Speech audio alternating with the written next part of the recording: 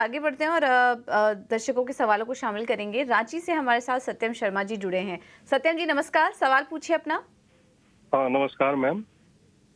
अब मैम मेरे मेरे पास बीएसई जी। बॉम्बे स्टॉक एक्सचेंज शेयर है। एवरेज मेरा प्राइस 375 है और 375 ही शेयर है मेरे पास। और एक जेके इंटरप्राइजेज है, ओके। 1151 शेयर, 58 एवरेज के प्राइस पे है। और एक जियो फाइनेंस हमारे पास है, जेके। जेके इंटरप्राइजेज। ठीक है। और तीसरा स्टॉक जियो फाइनेंशियल्स आपने बताया, वो किस हाँ, रेट पे लिया 1200 आपने? है, 211 है मैम। ठीक है, क्या पूछ तो बीएससी और जियो फाइनेंशियल्स पे तो आपको अच्छा मुनाफा हो रहा है।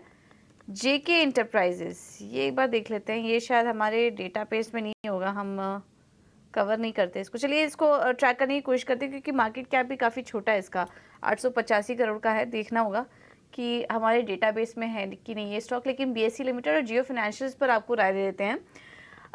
काफ़ी शानदार गेन हो रहा है आपको बीएससी में, तो उसके लिए तो पहले कॉन्ग्रेचुलेशंस आपको। और आपके जो दूसरा स्टॉक है जियो फाइनेंशियल्स, वहाँ पर भी आपको गेन हो रहा है अच्छा खासा। विवेक जी क्या सलाह देंगे? बीएससी जियो फाइनेंशियल्स बने रहें दोनों स्टॉक्स में? पहले तो पूजा, मैं जेके पे बात करना चाहूंगा। जैसे इन्होंने मतलब जैसे जैसे सवाल पूछ रहे थे, मैं चेक करना चाह रहा था उनकी वेबसाइट। और वेबसाइट खोलने पे बोलता है कि बैंडविड्थ लिमिट एक्सीडेड। छोटा सा कंपनी है और अगर वेबसाइट का बैंडविड्थ भी नहीं खरीद सकता तो आई डोंट नो ऐसे कंपनीज में आपको रिस्क लेना चाहिए क्या। और फंडामेंटली मैं ज्यादा नहीं जानता हूँ कंपनी के लिए, लेकिन वो बोलते हैं ना फेस वैल्यू पे। अब फेस वैल्यू इतना डिस्ट्रक्टिव हो गया मेरे लिए। दूसरी चीज देखिए, बीएसई एक ही लिस्टेड, एकमात्र लिस्टेड इक्विटी स्टॉक एक्सचेंज है बाजार में। और जब तक एनएससी लिस्ट होगा, और एनएससी का अभी तक कोई अता पता नहीं है कि कब तक होगा लिस्ट। तो वैल्यूएशन एनएससी का भी अच्छा आएगा जब भी होगा, तो उस हिसाब से बीएसई का भी वैल्यूएशन आपको अच्छे दिखते हुए दिख रहा है। मुझे लगता है कि आपको होल्ड करना चाहिए इन दामों में भी। लॉन्गर टर्म के लिए जो इक्विटी कल्चर है भारत में, ये आपको और बढ़ते बढ़ते ही दिखेगा। और अभी भी हम लोग करीबन इनफैक्ट डायरेक्ट इक्विटी में खाली 6 या 7% लोगों की बात कर रहे हैं। तो ये काफी आपको ऊपर जाते हुए दिखेगा। यूएस वगैरह में 24-25% के ऊपर है। जियो फाइनेंस इनफैक्ट एक समय पे मैंने कई बार इसको रेकमेंड किया और पैसा भी खूब कमाया उसमें क्लाइंट्स के लिए। लेकिन यहाँ पे अब ये मार्केट परफॉर्मेंस रहेगा। अब जैसे जैसे इसके जो न्यू बिजनेसेस के डिटेल्स बाहर आएंगे, उसी बेसिस पे ये चलेगा। तो मैं बहुत ज्यादा फास्ट रन अप नहीं देखता हूँ। हाँ, लॉन्गर टर्म के लिए आप होल्ड कर सकते हो, लेकिन बहुत तेजी से पहले के जैसे जाएगा ये डाउट है। तमाम स्टॉक्स पर आपकी राय। और इस बीच आगे बढ़ते हैं, अगले दर्शक भी फोन लाइन पर जुड़ गए हैं, बिहार से अजय प्रसाद। नमस्कार अजय जी,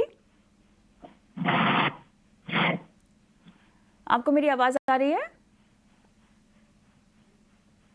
चलिए शायद संपर्क नहीं हो पा रहा है, लेकिन इनका सवाल हमारे पास है। और कपिल, एंजल वन में इन्होंने बहुत ही ऊंचे भाव पे खरीदारी कर रखी है, 3075।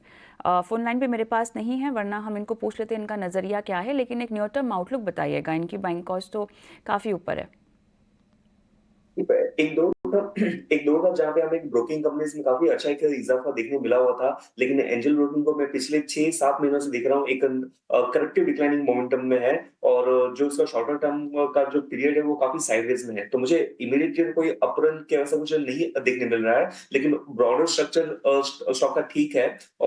और काफी डिसेंट करेक्शन के बाद में बेस फॉर्मेशन बन रहा है, लेकिन बेस के बाद में अपसाइड मोमेंटम कब है कि वो कहना मुश्किल है। लेकिन यहाँ पे अगर लेवल वाइज हम देखते हैं तो 2600 के लेवल पे स्टॉक चल रहा है, और इसने हालांकि 5200 2520 का एक सपोर्ट लेवल बनाया हुआ है। तो उस पर्टिकुलर लेवल को हम ट्रेलिंग स्टॉप लॉस मान सकते हैं। और ऊपर में जब ये स्टॉक को बाउंस करता है लेट्स से कि 2830 के लेवल के अराउंड में, तब जाके एक प्रॉफिट बुकिंग का दौर बनेगा। तो ये एक इसका शॉर्ट टर्म व्यू बन रहा है एंजल का।